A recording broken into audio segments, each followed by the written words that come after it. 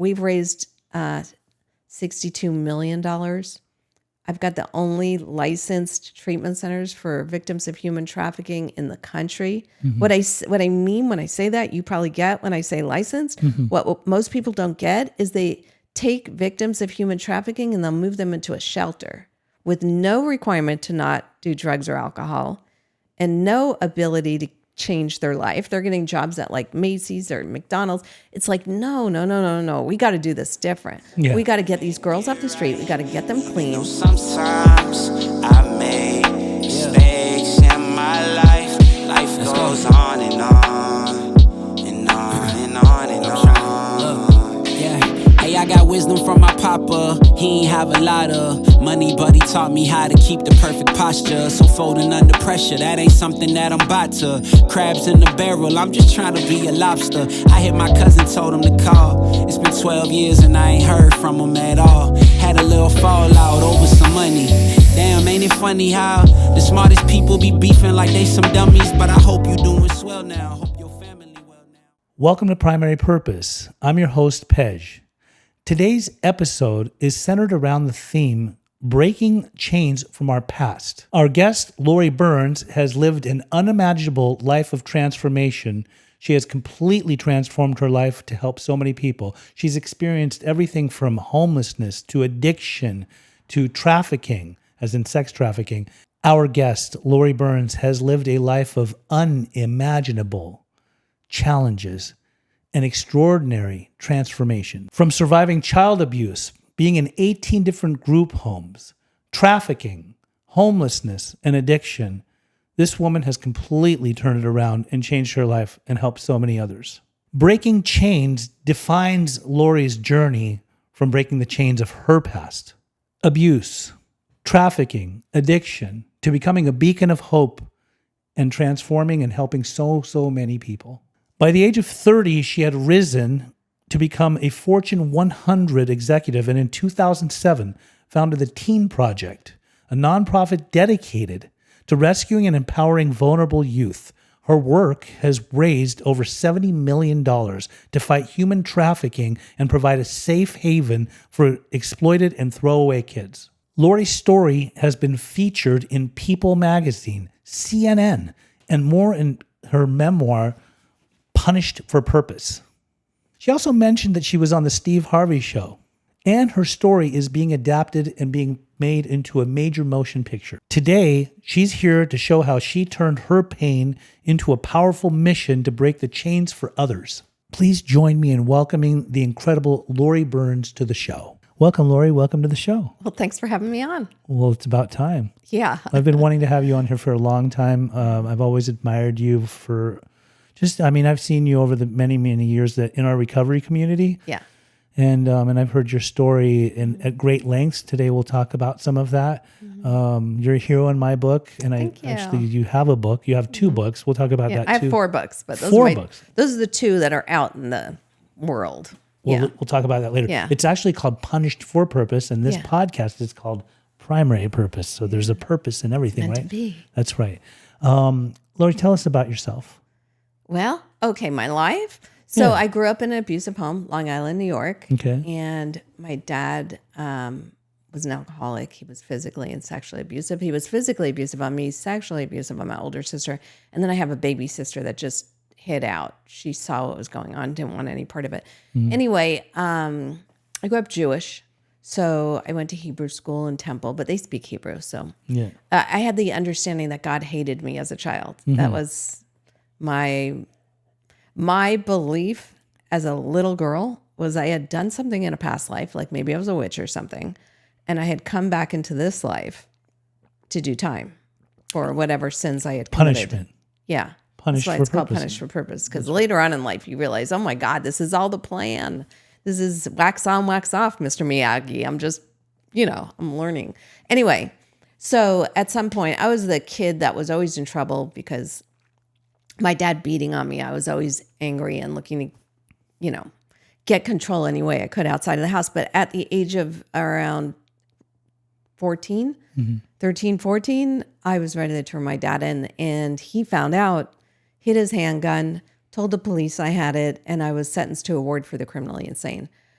They had stopped doing lobotomies before I got there, but they were still doing shock treatment. I was tied to a bed in a straitjacket. I mean, it was just on the heels of my bat mitzvah, which for a Jewish kid is supposed to be like a bonding with God. It was a separation, complete separation. Like it was like setting the switch to hell. Like I already thought he hated me, but now I'm like in this nut ward. My mom had left to escape and then send for us. So she wasn't Escape around. him. Yes. So she had already left to escape, and then she was going to send for us. And when she called back home, they would say, oh, she's outside playing. Oh, you missed her again, So after a while, she realized, holy heck, I haven't talked to Lauri.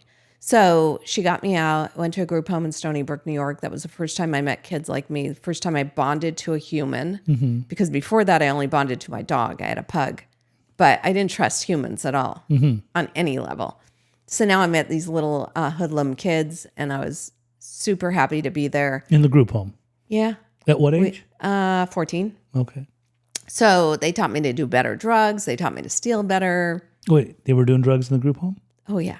Okay. Stony Brook, New York, right next to the Stony Brook College. So we would pick up drugs from the older college. kids. It was like hippie days, right? Yeah. We would go to the college grounds and pick up sheets of acid. Yeah, it was great. But after a while, my mom got enough money to get me here. I moved to Newport Beach. By the time I got here, I was gone.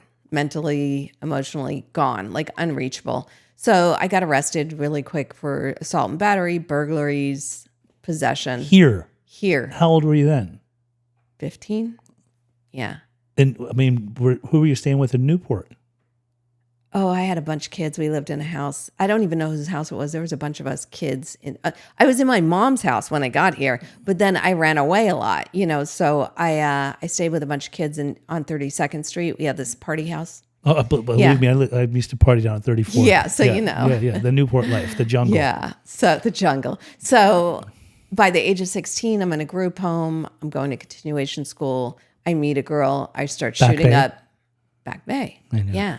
McNally, actually. That's how old I am. McNally, and then it turned into Back Bay. Right. And I started shooting up cannabinol, which is like elephant tranquilizer. Shouldn't shoot it up. Right. Might be close to what fentanyl is if you look it up. Oh my God. But we were just doing a little bit. Yeah. I mean, I was suicidal. Yeah. I thought, God, if it kills me, great. I've been unsuccessful at Yeah, that might for as well quite a go out while. with a bang. I've been trying to kill myself since I was a little kid. And then I started doing cocaine, and then I graduated into heroin, got out of the system, got pregnant immediately when I got out of the system, 19.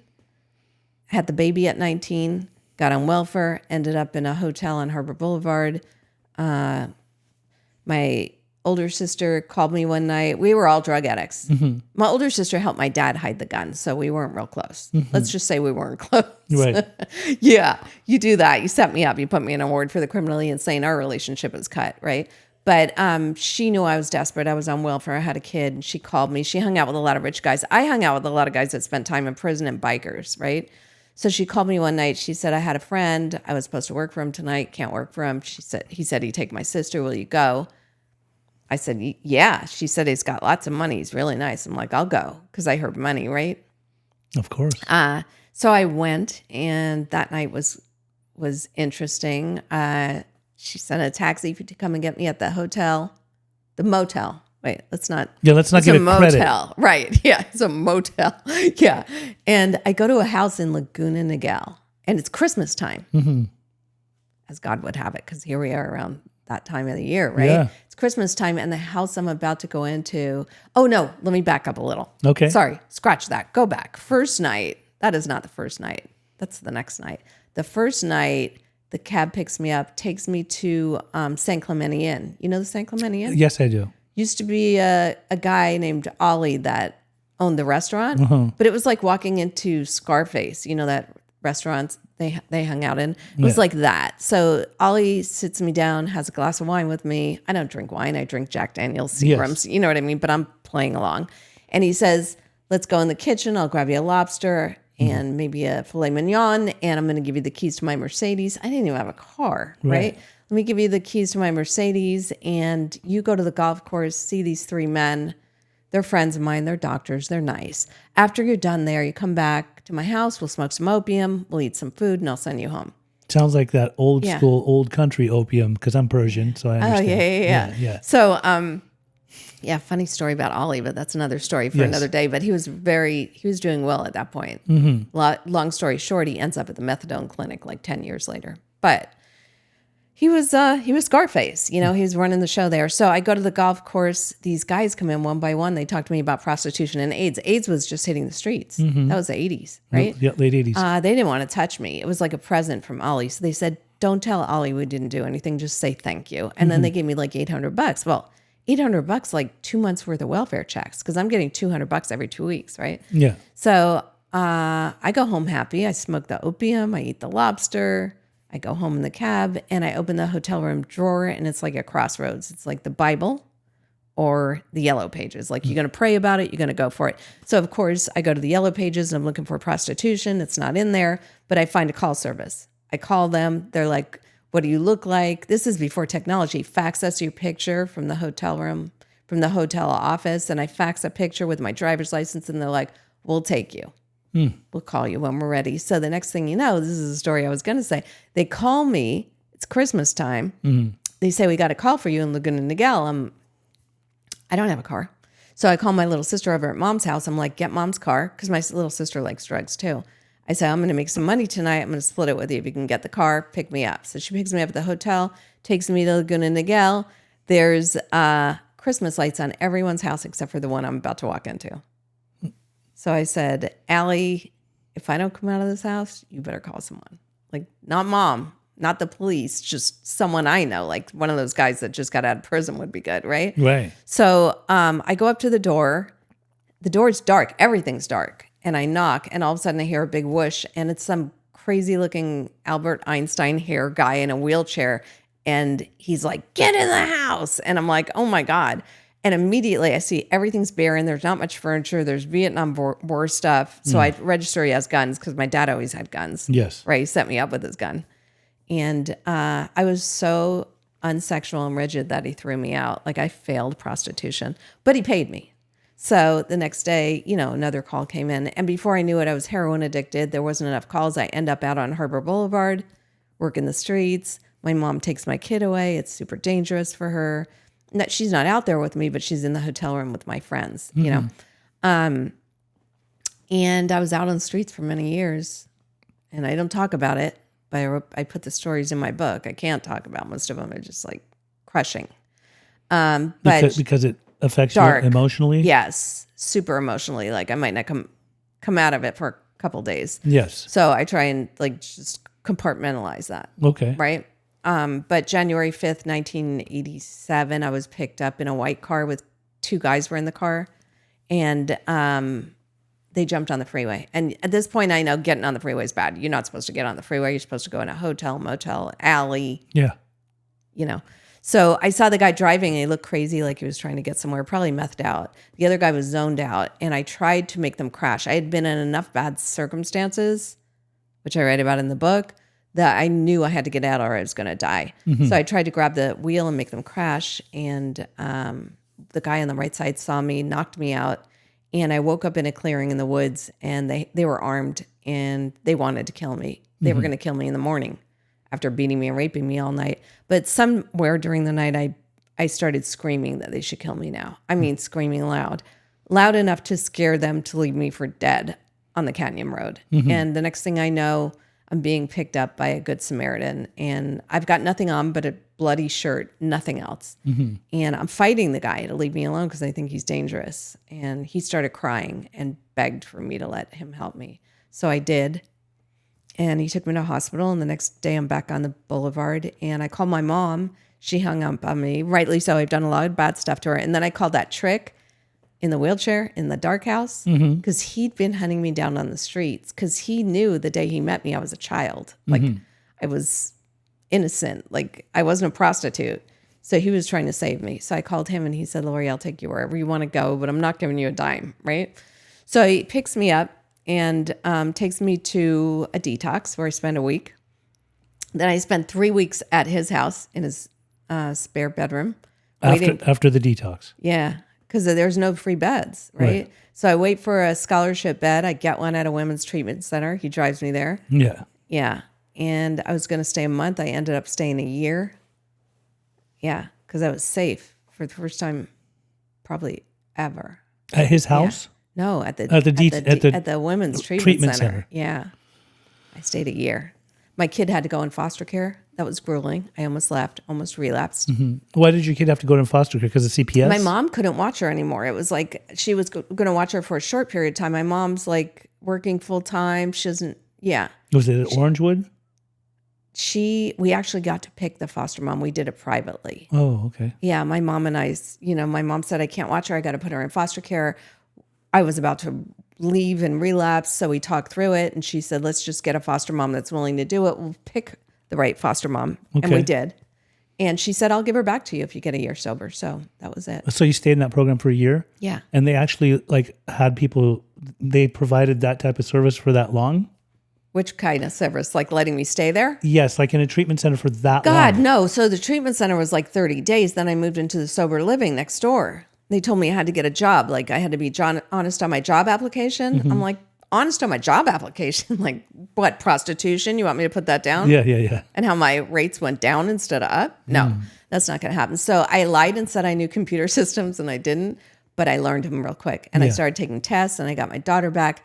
And then this is where my life takes it like a whole shift. Yeah. Like a transition. So I move into this little house in Costa Mesa that I rented.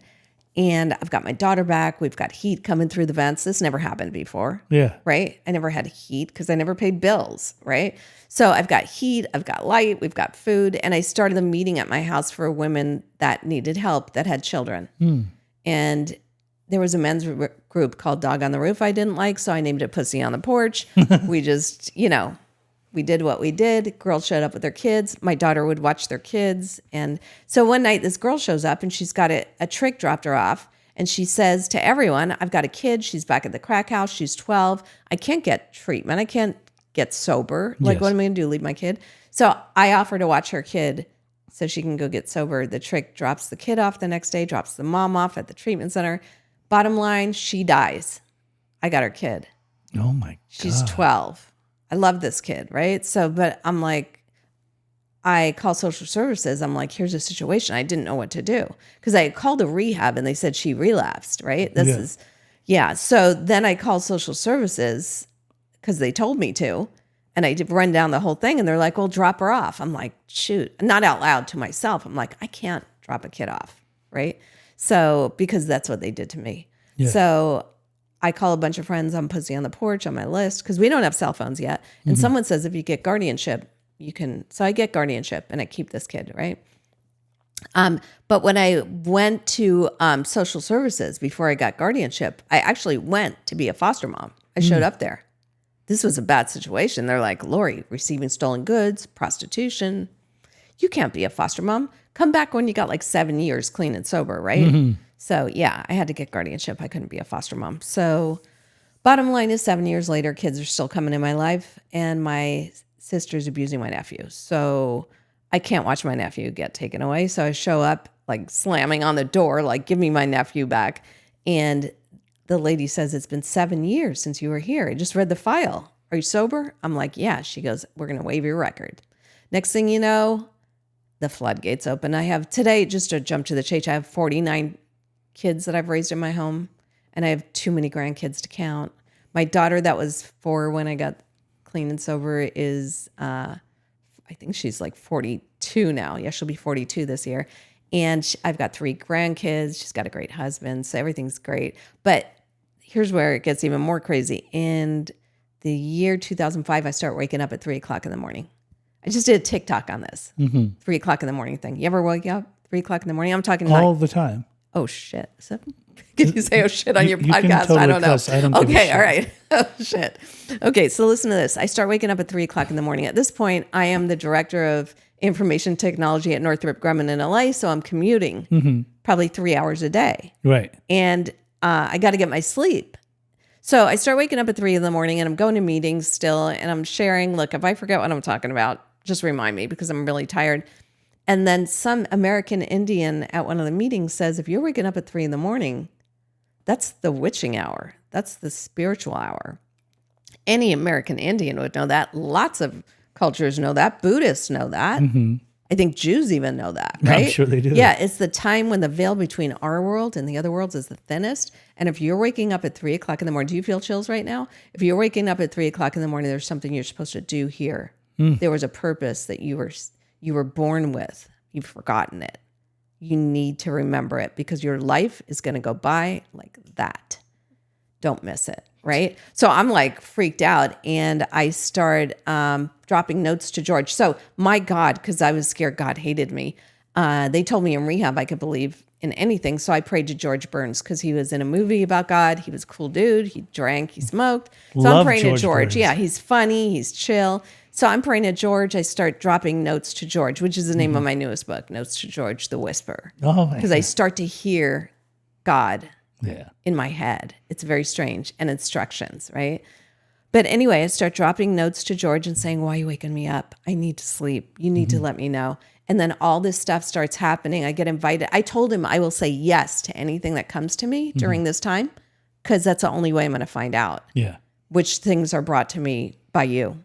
So I start saying yes to everything. And they asked me to serve on the foster care advisory board for the county, which is like the top echelon with the leaders. And I'm like, first you're saying, no, I can't be a foster mom. And now you want me at the top because I'm taking the worst kids. I'm taking our kids, like us. Right? Yes. And I find out really quickly that kids are leaving foster care to homelessness. 65% of the kids leaving foster care, which is like 25,000 a year, are going instantly homeless. And there's 60% of the kids being trafficked. Is it due to all the stuff that goes on in foster care where there's abuse and things like that, and they just want to get out of there? No, the abuse part is the runaway part. That's a whole nother Oprah. Because foster kids don't have Amber Alerts, and most people don't know that. Because there are foster kids escaping violent and, being sexually abused, having violence put on them by foster parents, and they're running all over the place. Today, there are probably 1,000 foster kids that have already run this morning, right? They don't get Amber Alerts because they're losing them all over the place, but that's a whole nother thing. Wow. At the end of foster care, you turn 18, the check was stopping to the foster parent. So the foster parent would say, I'm sorry, your time's up. We need to get a new kid in the bed. They need that money. They say foster parents should have a job, but unfortunately, a lot of them don't. So the kid has to leave. He or she has no cell phone, no bank account, no car, Wow. no parents to call. Maybe the parents are dead or in jail. So they end up on the street and they're prey for the traffickers. So I call my best friend on the phone. She's a realtor. I'm an IT geek. I'm like, oh my God, you have to look on the internet. Google the word emancipation, because that was what they were talking about at that meeting. When I went to the foster care advisory board meeting, a man spoke and said he was following 3 kids that left foster care and he lost them all. And nobody had a response in the room. We're talking social workers, judges, probation officers. They're just all, we'll pick 3 more next month and we'll start again. They were all happy about it. Okay, on to the next agenda item. I'm like, what the fuck? Yeah. You lost them? Yeah. Like, what, are they dead? Like, where did they go? So he was talking about emancipation. That's why I'm like, what the heck is emancipation? So 49 foster kids, and I don't know what emancipation is, because when a court thing comes in the mail and says it's voluntary if you want to show to court or not, we don't like court. We don't go to court. Right. If it's voluntary, I'm not going. So we never went. Come to find out, that's the day you're kicked out. So Linda and I start a little charity on LegalZoom, and let me just say, it blows up. It blows up. I'm going to tell, because I don't know, how much time you have on the podcast, but it blows up. I start off, we have $400 the first month, and we're crying all the way to the bank. People gave us $10, like maybe you gave us $20. So we're crying because people believe in us, Someone told me Martin Luther King talked in such a way that he could transmit his vision to the hearts and the minds of the people, even though it didn't exist yet, but they could see it in their mind and they could feel it in their heart. And if you could do that, people will follow you. And then, it was a psychic lady that actually said to me, Lauri, one day you're going to be a little girl swinging on a swing, and the next day you're going to be an old lady. Make sure you do what you are here to do before your life's over, because it's going to go by like that. And I was like, shoot, I already felt like I was getting old. I need to do something. So let me just say, within 10 months, we had $180,000. We bought our first house, and it has been blowing up. We've raised $62 million. I've got the only licensed treatment centers for victims of human trafficking in the country. What I mean when I say that, you probably get when I say licensed. What most people don't get is they take victims of human trafficking and they'll move them into a shelter with no requirement to not do drugs or alcohol and no ability to change their life. They're getting jobs at like Macy's or McDonald's. It's like, no. We got to do this different. Yeah. We got to get these girls off the street. We got to get them clean. We got to give them cars. We take them pregnant up to like, I don't care if you're about to pop and have the baby and you're addicted to fentanyl. And social workers are like, that's a risk for you to take this girl. Yeah. Yeah. And what if we don't take them? Yeah. What Then would you're happen? talking about an addicted baby? Yeah. That's the alternative, right? Now, if you're 9 months pregnant and you're addicted, baby's probably going to be addicted. But if you're 7 months pregnant and you're addicted, we've got a chance to get you off. And the baby. Before the baby's born. Yeah. So we've got a bunch of healthy babies being born because we're getting the girls off slow taper so that the baby can come into this world sober, right? So we've saved thousands, and we've got places in LA, Orange County, and we do free detox, medical detox, free treatment. With the place in Orange County, it's Vera Sanctuary, Yeah. right? So they detox there? Oh yeah, medical detox. We have a medical doctor. Yeah. And a nurse and all that too? Yeah, nurse. Oh my God. Yeah, I didn't know that you do all that. We've got everything that I the thought it was paid like a places residential have. home No. or something. Not only is it not a residential home, it's 5 houses at the top of a canyon, top of the mountain in the canyon of Trabuco Canyon with a 360-degree view down to the ocean. There are 4,000 square foot houses. One has an Olympic-sized pool behind it, at our big pool. And the gardens are just majestic. It's like a heaven. It looks like it should be $50,000 Would a I month. ever be allowed to come visit? Oh, yeah, you can come any day. Okay, I'll Yeah, you arrange just it have to with you. call me and see if I have time. And then in LA, we've got Carol's Sanctuary, and that's a sanctuary just like Vera's Sanctuary. Same methodology. We have a phone number, an 800 number. You can call it any time of day or night. Someone's going to answer that phone. It's not going to go to voicemail. And they patch it through to our cell phones. If we're sleeping, we'll wake up to a message. But we don't have a big interview process or waiting. We'll have a waiting list if it's full, but then you can go to our other center if you want to drive to LA, right? But it's like 2 minutes of questions and you're in, right? How did they get the names Vera's and So my friend Peter, who's in Cocaine Anonymous, donated $1 million for me to get my dream property. That property that I'm talking about was a dream of mine. It When I sounds like opened the charity, I said, we're going to build a place. It was Boys Town, founded by Father Flanagan back in 1917. He had places all over the United States, but that place was a Disneyland for foster kids, right? It was like the most majestic site. So when I started the charity, I said, we're going to build a place like Boys Town.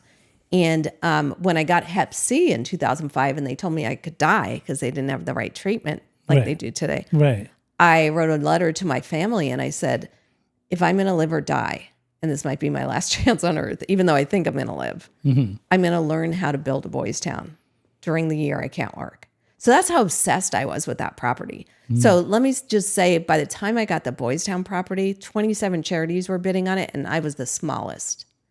I had the least money, the least experience, and I meditated on it every day, and I saw it in my mind. I created the feelings of getting my dream property. I was going to actually say, it seems like, the way you tell your story, it seems like there's manifestations that have come from the punishment, like what you went through in your past and manifested into all of this from your own personal experience and being so young and going through what you went through.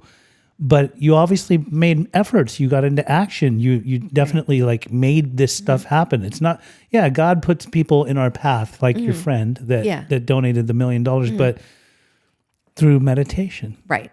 When we bought Children of the Night, so my dream properties were Boys Town Children of the Night.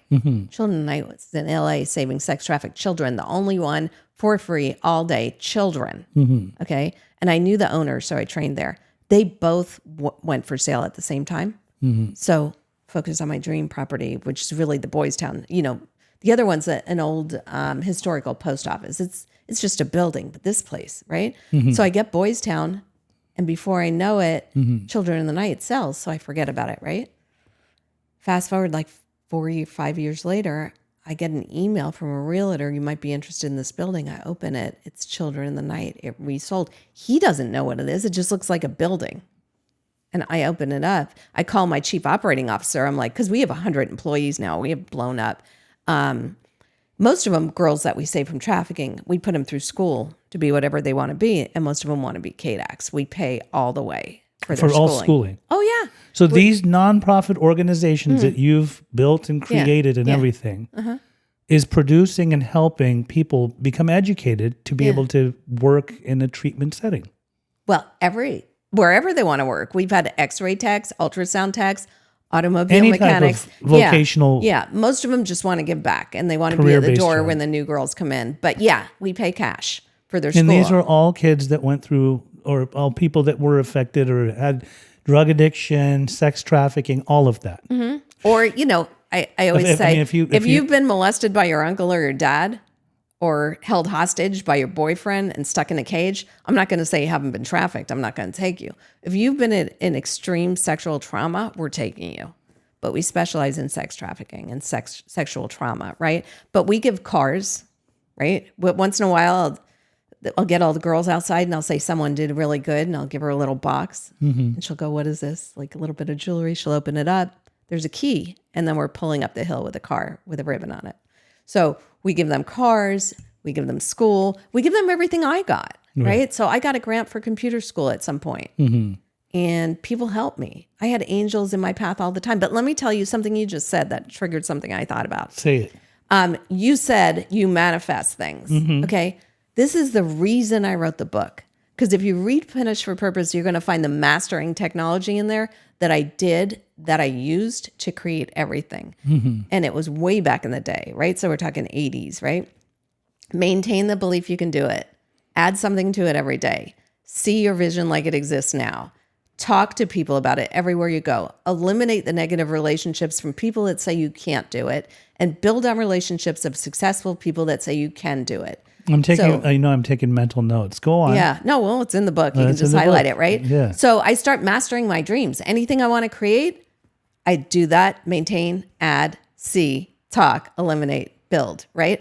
But the biggest thing in all that mastering is adding something little to it every day because it snowballs. Like you want to start a podcast? Okay, look up the name of your podcast and see if the domain's available. You did something today. Yes. Create a business card the next day. You did something today. Call a friend. Ask them about the podcast they do. Maybe meet them for lunch. You did something today. Before you know it, one of my friends says, how do you eat an elephant? And I'm like, you really eat elephants? I've never seen that on the menu.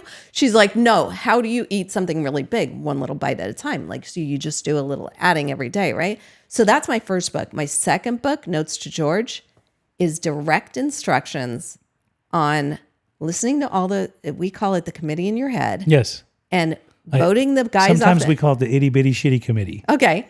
Well, I go a step further with that. I listen to it for a while to see who I can keep on the island and who needs to be voted off. That's right. Come to find out, they all need to be voted off.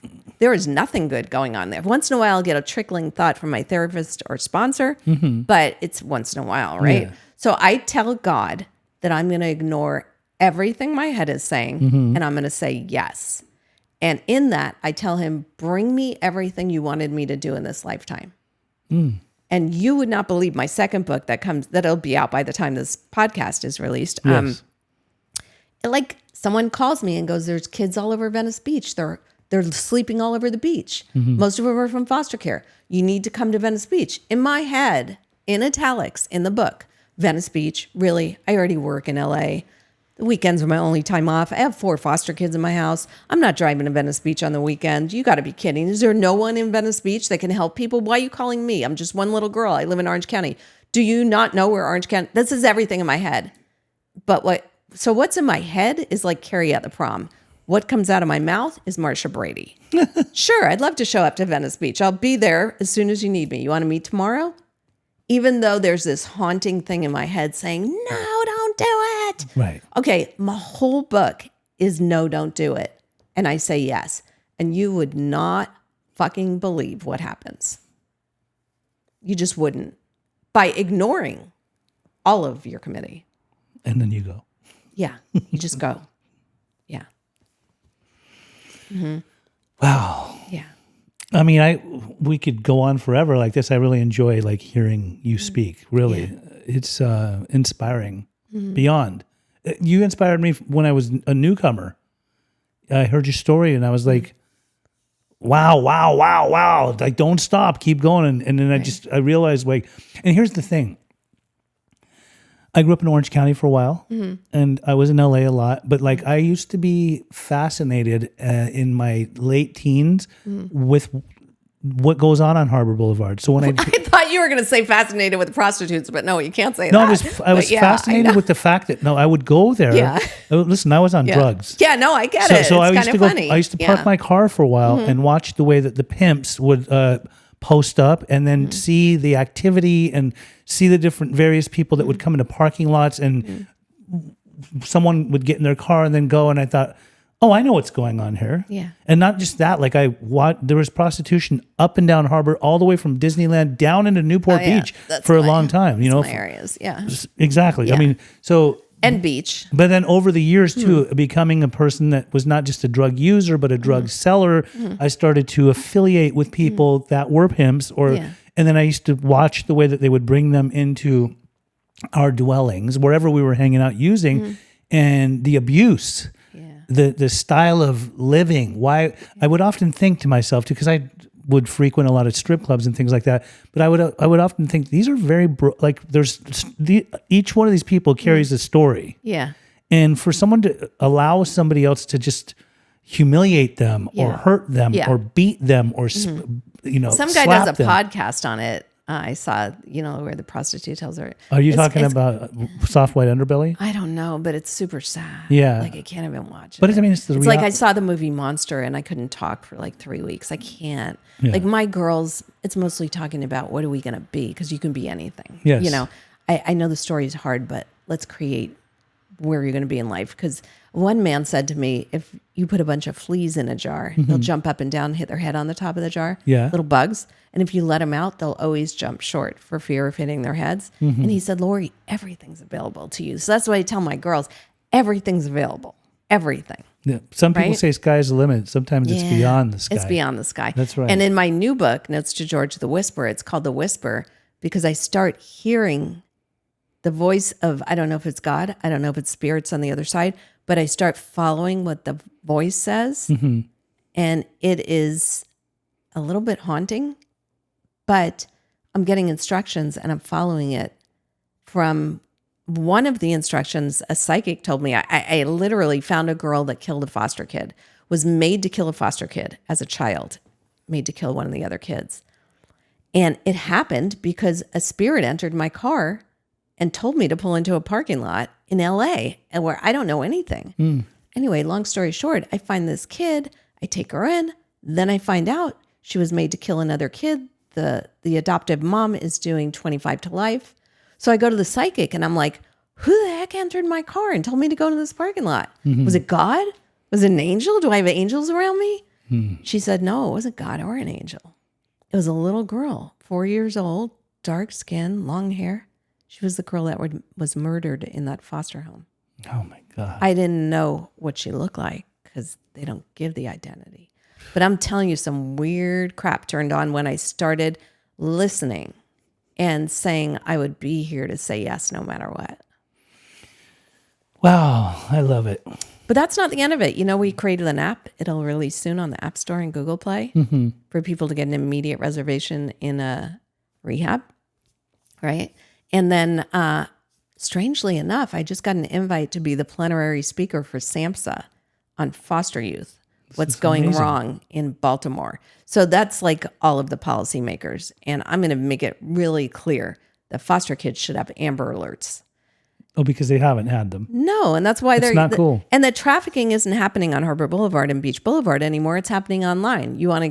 You're a kid that wants to get a TikTok or an Instagram. You want to look older with filters. You want to build your following. Right. Half the people following, not half. All right. Some of the people following you are predators with pictures of young boys who know where you're at, even though your location's off, because they can tell by the places that you're visiting where you're at. Right. And there was there's all kinds of trafficking happening online. In 2020, Facebook was the biggest place for trafficking. Now it's moved to TikTok, Instagram, whatever. It's crazy. So don't let your kids be online unless you got a keylogger. Absolutely. And if you don't know what a keylogger is, it's like every key your kid types like a dog will go to your phone. And the point is to tell your kid, hey, I'm not stalking you. I don't care if you cuss, what you're going to do with your friends. But if you go missing, there's a movie called Searching. It's a Korean movie to show you just what happens if your kid goes missing and you aren't tracking them. Yeah. You can't roll back the tape.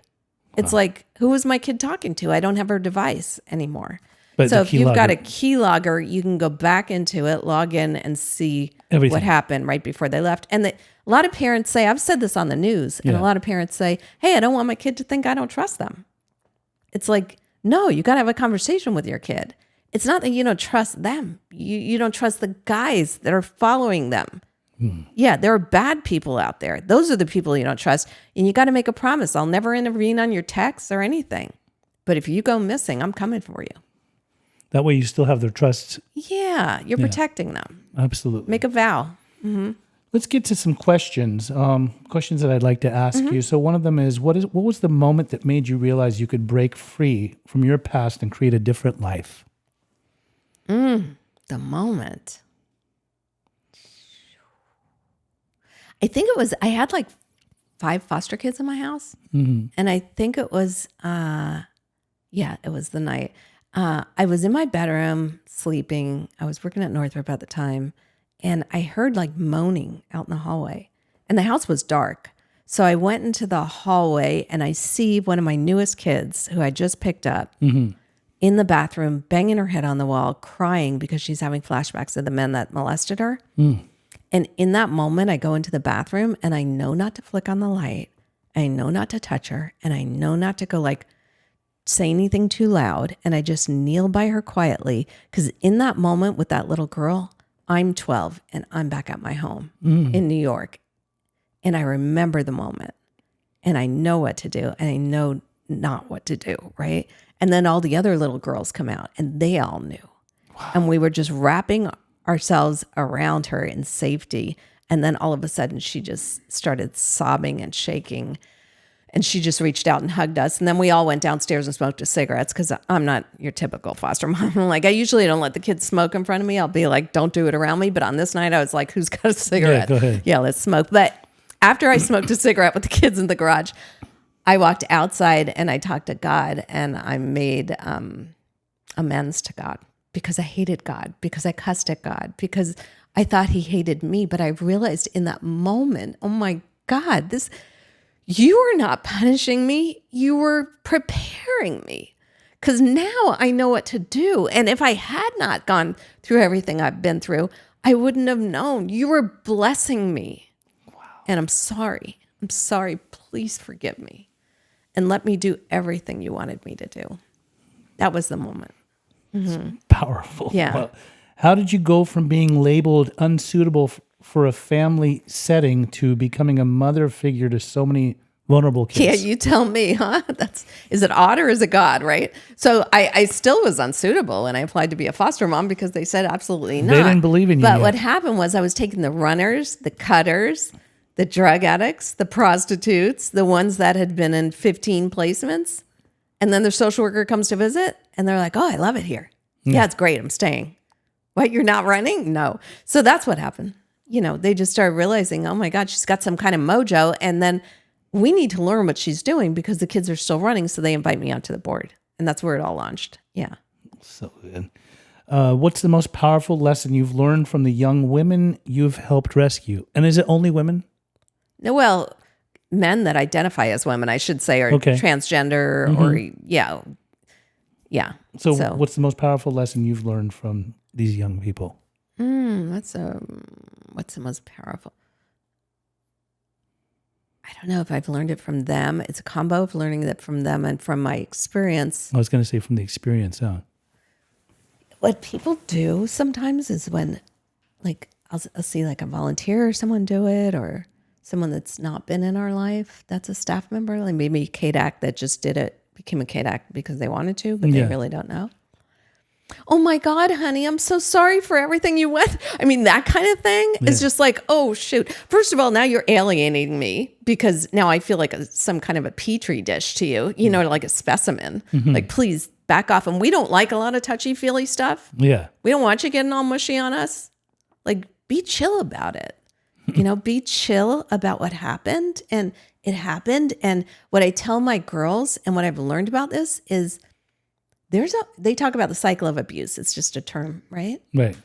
Well, my dad, I find out later, was a foster kid that was abused. I had no idea my grandma was a foster mom. I thought it was his real mom. But you look back and we've been generation after generation after generation of abuse. And I tell my kids, look, Gandhi says, be the change you want to see in the world.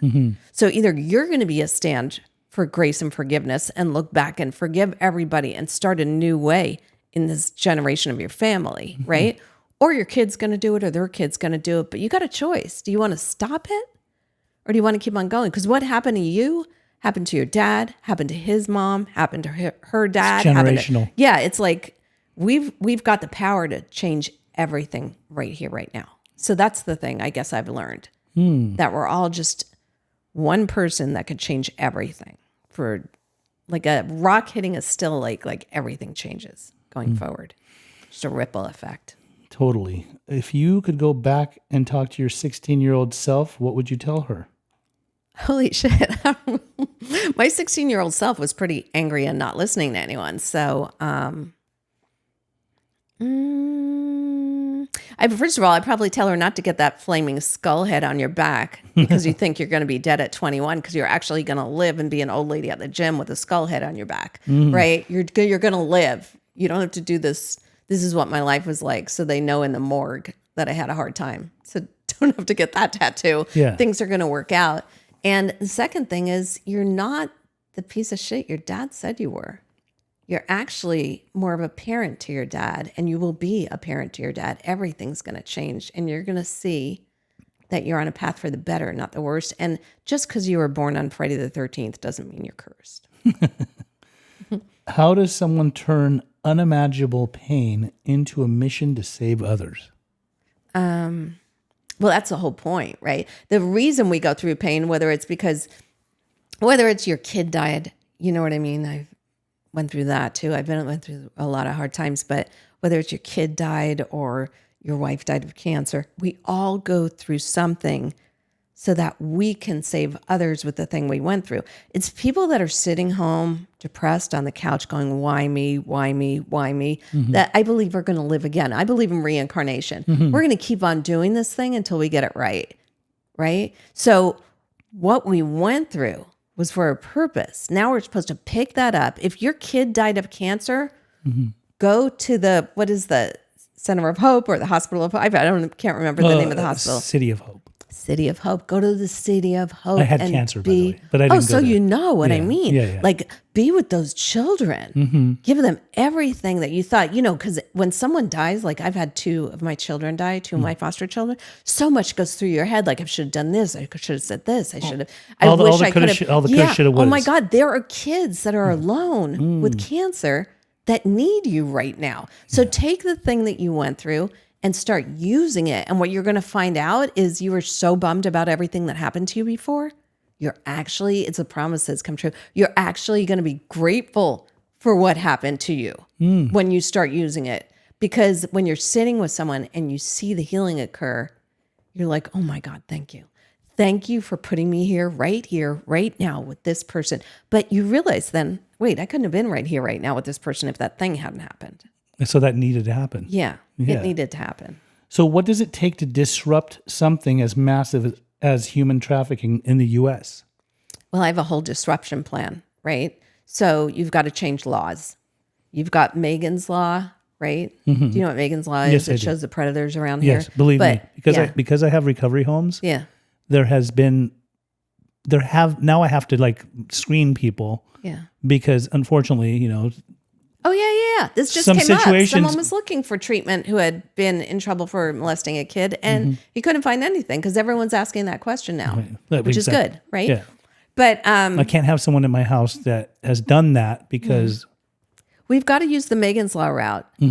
to do the same thing with traffickers and tricks. So create more laws that will expose them. that Put their will pictures expose online. them, exposing right? them. Yes. The path to the law is already there. You have to give kids that are in foster care Amber Alerts. They're 60% of the trafficking victims. Why aren't they getting Amber Alerts? Because social services doesn't want you to know if they took your kid that they're missing or maybe dead. You know what I mean? I guess that you find out if the kid dies, but when they run away, nobody knows, right? Right.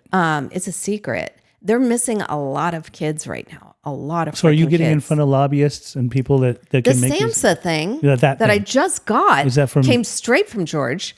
It's like, okay, here I'm putting you in a room with 400 policymakers. Tell them what's wrong with the foster care system. I'm like, are you freaking kidding me? Yeah. How did I become the plenary speaker? I'm just Lauri in Are Mission they listening Viejo. to you? There's a guy at the top that was in the foster care system. Oh, good. He's at the top ranks, and he watches me online, and he's become friends with me through messaging. Yes. And he's listened to my life story. He's watched a lot of my new stuff. And he told them, you need to get Lauri out here. So I'm going to blow this place up. Like, Good. not physically. Okay. Didn't say that. I'm going to blow it up as far as I'm going to let them know it's really We'll happening. make sure the editor edits that part so it doesn't sound like a terrorist. Yeah. threat. Shoot. So, this is my opportunity. And so it's the app. You get access for the people on the streets to get off the streets immediately, right? You get foster kids help if they're on the streets by alerting people they're missing and helping to find them. You increase the penalty. It's a supply and demand business. Every business is supply and demand. Yes. You have to disrupt the supply side, which is the foster kids trickling out, and educate the parents whose kids are on social media. And then you have to decrease the demand by threatening those tricks that your face is going to go online. Your wife and kids are going to see it. You're going right? to be exposed. Yeah. We're going to expose you. So I've got a 5-prong It's not just plan. going to be a misdemeanor thing where you go in the paddy wagon for one of those things where they like arrest you real quick and release you. Right. Now your face is going to be on. Yes. Okay. So you have to affect both sides, right? And my movie script was just adopted by a big director. We're meeting next month. So that is also going to expose what's going on with foster kids. But this 5-prong plan would disrupt human trafficking at a new level. Because I don't know if you realize this, but you ever go to the airport and you see that poster about human trafficking, call this number? I've seen it. Yeah, try and call the number. There's nothing. It's like, okay, here's 3 numbers to places. Now you go to voicemail. Oh, she's not here right now. There is no help. There's and then really you no look help. at all the human trafficking organizations like mine, call them and see if they have beds. Oh no, we increase knowledge. We spread the awareness on social media. But what do you do for the trafficking victims? can't right? actually help the where's the victims. victims at? Well, we don't have, the other thing is when you see in the news, oh, we busted 100 predators. Why didn't they mention the girls? Because they don't pick up the girls. They're just saying and you realize picking up the traffickers from the hotel, let's say there's a trafficker at a hotel trafficking or motel trafficking a bunch of girls, and then you arrest the guy, like Julio's in jail, we arrested him, or, Wayne's in jail, we arrested him, and he's going to be away for a long time. We're going to make sure we penalize this guy, right? Well, his brother or his cousin's going to show up the same day. Right. That's like arresting a cocaine dealer and leaving the cocaine in the house. Right. It's like he's gone, but the coke's still here. Oh, okay. This is a thriving business. Right. You're not disrupting anything by arresting the bad guy if you're not picking up the girls, because you're leaving the cocaine in the house. There's a lot that people don't know. What drives you to keep going even after witnessing so much heartbreak in your line of work? I guess that is what keeps me going, witnessing the heartbreak in my line of work. Makes sense I'm to just me. like, it's devastating. Like someone recently asked me, are you an empath? Yes, I'm an empath in the fact that I could look at you and in a moment know if you're good or bad, right? I'm not an empath in the way that I'm going to start crying when I hear your story, because if I absorbed all that, I wouldn't be able to do what I do. Yeah, you'd fall apart. I have such big walls because of being an abused kid that I am very protected I emotionally. very much relate with you. I thought that I shed my empath wings throughout my life. Yeah, I don't. I just process differently. right. And sometimes I think, am I desensitized? No, I have to be able to. You have to be, or we couldn't do this. We would be melting. We'd be sobbing in bed with the covers over our head. Right. But we're not. We're like, I'm going to fucking change this shit. That's this right. is bullshit. Yeah. What happened to you is bullshit. We're going to fix this shit. I love it. So what's one thing most people don't understand about kids who are labeled throwaways by society? Something happened to them. Yeah. I mean, I was a misfit. Like, I was in trouble at school. I was always in the principal's office. I was stealing. I painted the classroom one day. I mean, I was crazy. So they were putting me on psych meds. It's like, nobody asked me, what's happening? Right. What happened? Something happened. And you look back, Charles Manson, Jeffrey Dahmer. Jeffrey Dahmer, I don't even think they included in the documentary until one of the little documentaries have it. His family moved out while he was in high school. He came home from school and his family was gone. Right. Well, how did you miss that in the first couple of movies about Jeffrey Dahmer? Right. That is harsh. It's vital information. He also says when he was a little kid and he was like cutting up animals. Yeah. He got in trouble at school, so they put him in detention, and then he didn't go to detention and nobody followed up with him. So he made a logical decision that it doesn't matter what I cut up because they don't even care that I'm not in class. Right. Yeah, so there was a bunch of stuff that went on. You have to ask them what happened to you because something happened. There was a day. How did you find the strength to break the cycle of abuse and create a life of purpose and healing? Okay, so Gandhi, who says, be the change you want to see in the world. When I heard that, when I saw that, that's not like act like the change or, act like the change is like I could pretend to you like I'm somebody. Be the change. Exist like the change. Exist like I took on my dad. I started forgiving my dad. And that was the hardest thing, right? To forgive my dad. And then at some point, my dad tries to commit suicide. And he's in a mental institution. And they're calling me because I'm the only person that talks to my dad.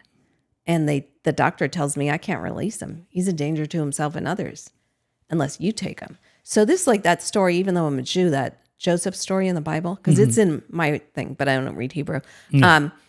But God puts me in a position. And Gandhi, there's a story about Gandhi and a guy named Soren, which is familiar and similar, right? So Soren's family was killed by Muslims or a different sect of Muslims. So he goes out and kills a family. And then he's fucked up. Yeah. So he goes to Gandhi and Gandhi's like, you need to go adopt someone that doesn't have parents in that religion and raise them in their own religion like your son and love them like they would be the son that was killed. And I listen to Gandhi. I watch, I read and watch Martin Luther King, Mother Teresa, Gandhi. It's like God puts me in the most powerful position to forgive my father who put me in the mental institution by getting him out of the mental institution. And it was the most powerful thing I did in my life. And it changed everything. So I bought a house in Florida. My dad lives in it, right? And when I go to Florida to visit my kids and grandkids, I stay in our house. We have a 4-bedroom house. And it's crazy. It's crazy because to forgive someone that's forgivable, like a friend of yours that pissed you off or your girlfriend. Yeah. That's one thing. To forgive the unforgivable is the biggest thing you'll ever do in your life. Oh, wow. Yeah. It holds power that not only that it healed me and healed him. Because when people have done things that bad that it's unforgivable and you forgive them, it crushes them because they don't feel worthy. It crushes them and they are reborn through it. And then everybody that hears your story is like, fuck, why am I mad at my dad? Your dad did that and you forgave him? Like, I'm pissed off at my dad. This is small talk. Yeah, it's nothing. It's like that night I saw you and we were with those kids. Yes. And after I spoke, I mean, I was like crying on the way home. How many kids said, I'm going home to forgive my mom. I'm going home to forgive my dad. It's like that is probably the best meeting I've ever been to. Where those kids are like, they're so young and they're going to forgive their parents now. It's because of the energy that you put out there and you told the truth about what has happened to you. So like, really, Yeah. it is forgivable Yeah. because you've forgiven, Yeah. right? Right. And what happened to my dad? A lot of bad shit. right? So what you're seeing is broken child after broken child after broken child growing up, turning into a bad adult, broken child, bad adult, broken child, bad adult, back. So you just keep on seeing this system, and then you're doing the same thing because you're looking back in anger. People say, I am the change I want to see in the world. I don't beat my kids. I tell them I love them. Yeah. But you still hate your mom and dad? You're not the change. Sorry. Come back later, right? Right. What is the first step someone can take to make a difference in the fight against human trafficking? The first step. I guess make all the things that I just said. Yeah. You pick up the bad guys, but not the girls. That's a problem. Let people know what's going on. There's no Amber Alerts for foster kids. There's traffickers watching kids on. I mean, if everyone knew this, they wouldn't allow their kids to have a phone and be posting on TikTok So these loosely twerking pictures Yeah. with all of these people following them. all these predators. Did you see? Let me just say this. Just a case in point here. The little girl that was up north in California that had a little boyfriend online that they were kind of talking and they wanted to meet. Yeah. So he travels out here from back east to her house. He's not a little boy.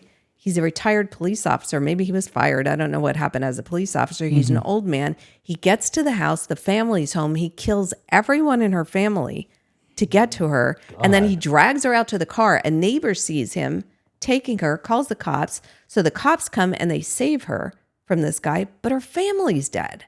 Her whole family, including grandma, is dead because there's this predator following her on her social media and she's talking to him because he's got a cute boy picture. That's dangerous. Yeah. So you want your kid to think that you trust them over protecting their life against guys like that are right now watching them? It's nuts. No. Awareness right now, I think, about what's really going on. I've got some questions. We're going to move on to questions that are online. Hold on a second here. Okay, here they are. Is there questions online about me or just general questions? These are general questions that are in relation to our topic, which is breaking chains from the past. Let's see.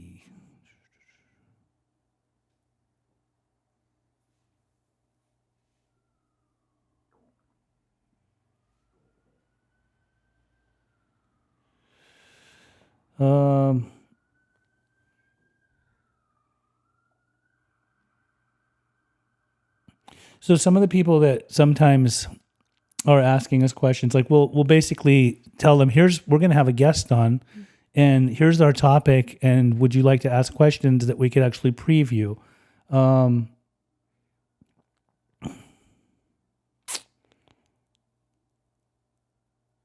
You're looking for the best one? Yeah. So here's one. What has been the most positive effect of your recovery? And this was asked by Charlie. Song for Charlie. The most positive effect from my recovery? Yes. Oh my God, there's been so many. Just say one that stands out. Forgiving my dad. Forgiving you. Changing the generation. If you look at my kid and the grandkids, they're normal. Like, I guess there is no real normal, but there's no abuse occurring there. They're a regular family, and it's going to continue that way now. So the biggest impact I have had is changing the generations in front of me from looking at the generations behind me and forgiving everyone. Forgiving the people that the guys that took me into the woods that night. Do I forgive those guys? Of course I forgive those guys. Those guys were probably abused. How badly do you have to be abused to pick up a young girl, rape her, and kill her? What happened to those guys? Like, I love those guys. It's like, what happened to you guys to make you come here? There isn't a person in the world that I can't forgive when I look at what happened. Okay. I've got another person named drug_facts from TikTok. They say, how do I forgive myself for all the things I did in the past? Holy crap. If I was in trouble for all the stuff I did in the past, you wouldn't even be seeing me on this podcast right now, right? You just have to know that it came with who you were at that time, and who you were is different than who you are right now. I mean, I could tell you stories that you would just go like, oh my God, you didn't. I mean, really bad crap I did, right? Really super bad crap. I I shot up with a little kid. He had a rig. I didn't. He's a little kid. I love little kids. I save little kids. But he wouldn't let me use his rig unless I let him inject my shit. So I'm like, here I am with a little kid in the bathroom, letting them shoot up. You know, but I've done worse stuff, a lot worse stuff, you know. You can't, it doesn't help. It doesn't help to guilt yourself. It doesn't help to beat yourself out. There is no good outcome. So if you can find a good outcome out of that, great. But if you're never going to find your purpose and what you're supposed to do with that bad stuff, if you're looking at it that way. Now you got to step away and look at all that stuff you did, the bad stuff. Let's say you killed someone. I have some friends that have killed someone. Let's say you killed someone, right? If you're going to sit there and look at it, you're never going to change anything. Right. But I got a friend that killed a whole family and started doing those Mothers Against Drunk Driving classes to find a guy in the class who was busted for drunk driving, and he's just floundering. He's suicidal. He was best friends with the little kid this man killed. Oh, he didn't know it until the speaker of the class starts telling his story and crying. And he realizes, oh my God, you're the guy that killed my best friend. The reason I'm trying to kill myself. And then he's like, oh my God, now I see that you didn't mean to hurt anyone. So you're taking all that stuff and you're turning it around to heal people. You'll be glad you killed someone in some way. You know what I mean? Because now you're going to help all these other people heal themselves that have dealt with death and killing someone, because it's a part of your story. And if you think your story happened by mistake or because you're corrupt, no, your story is your story. Now you're supposed to use it to do what you're supposed to do, not stare at it, end up on Jerry Springer. You know what I mean? Just start using it and start going to the darkest places. And my rabbi says, you know, I'm a Jew and I've reconnected with the rabbi, like swinging on a swing, you know, when you push forward and you push back when you're a little kid. Yeah. People that have gone to the depths we've gone to in life have a greater reach to save someone, because for the length that you swing back, you're able to swing forward. And normal people cannot save someone in those depths because they don't have the relatability, because they haven't been there. So the darker you've gone in life is equal to the light you can reach. They call it teshuvah, to come back after sinning in Hebrew. And they say the person that's come back through teshuvah has more strength and weight and ability to save a life than the guy that's never done anything. Wow. Well, I hope that answers that question. it answers all the questions. Yeah. Okay, good. I mean, I could, you know, because this is the Primary Purpose podcast, I could ask you, what is your primary purpose? But I think you've embodied it to all. complete what I was supposed to do in this lifetime. So like a Pac-Man game, I can go to the next level. My next lifetime, I don't want to come back as this. I'm also writing a TV drama for Netflix, and it has to do with the lives that you keep on going through because you never finish what you were supposed to do. I'm hoping that this time I do everything I'm supposed to do and I don't stop myself from doing it. Wonderful. Well, thanks for being a guest here. This was really, really good. Where can people find you online? The Teen Project, and I'm saying teen like teenager, theteenproject.com, or my YouTube is The Teen Project Inc., or just Google Lauri Burns, and it's Lauri, and then Burns, like fire burns. Like George Burns. Yeah, like George Burns, and that's just a coincidence. We're not related. Another thing I just wanted to ask you real quick before we do close it out. As far as Vera's house or Vera's Sanctuary. Vera's Sanctuary, sorry. And what's the other one? Carol's Sanctuary. Carol's Sanctuary. These are the people that come there. They're not teenagers, or they are. Are there teenagers? We have foster kids from 12 to 17 at Vera's Sanctuary. Okay. And then we have older kids that have emancipated foster care, 18 to 24. Okay. In all the other places. And then we also have, because it's not all drug treatment, we have another center that extends a 5150 hold. They could stay for like 45 days with doctors and psychiatrists and nurses, where if you're on a 5150 3-day stay and you're a woman, 3 days ain't going to fix you up, right? Yeah. So you go on to a longer, what's called crisis residential treatment program, and we do that as well. Okay. And usually if the beds are full, say in Orange County, there are possibilities of getting into beds in LA. Yes. And if there's not, I can use my new app, which I haven't released yet, to get you another bed. I will never get off the phone without giving you a number or a name or a place to go. Yeah. Free. We're not charging anyone. It's free. Yeah. I only deal with the free places. I love that. Yeah. I think God definitely gave you a purpose in life, and you help so many people, and you do it with so much compassion and love, and I understand why. And it's my team. Yeah. Got to get that. It's there's a team of 100 behind me, and they are all angels. Alone, I could have never done this. And the people that come and show up and give us money. God's army, I'll tell you. Yeah. When I bid on Children of the Night, I didn't have $1. 3 weeks later, I had $1.5 million. People just show up and they're like, oh, okay, you want to get that place? Let's help you. Yeah. That's why it's the angels. It's the earthborn angels, and it's the angels that are guiding me that we can't see. The ones that are waking you up at 3 a.m. You better figure out what that is. It happens all the time. Yeah. You got to figure out what it is. You got to tell the universe, whatever your God is, hey, I'm ready. I know you're waking me up. I know I'm missing something I was supposed to do in this life. I don't want to miss it. Bring it to me now. I'm going to say yes to everything you say, or everything you bring me, I should say. I'm just going to say yes, even if it sounds crazy. I went to a potluck in Santa Monica when I was sick with the flu. Now that sounded stupid. Like, this can't be a thing, right? Yeah. I was going to cancel, but oh shoot, you said you would say yes. So I go to the potluck. One of the ladies at the potluck was dating someone from Bob's Discount Furniture. Mm-hmm. They've since donated 250 bed sets, the dressers, the nightstands, the bedspreads, the beds. Sorry, every place I get, Bob's plants, because I went to the potluck. Like, I could have blown that off. It's just a potluck. It's not something God sent me. You just got to say yes. You got to say yes, even if it sounds ridiculous. I love it. Yeah. This is all music to my ears, and I think that you and I have a lot to talk about off camera. Yeah, and when you figure out what it is that you were supposed to do, let me know. I will let you know. Yeah. Most definitely. Yeah.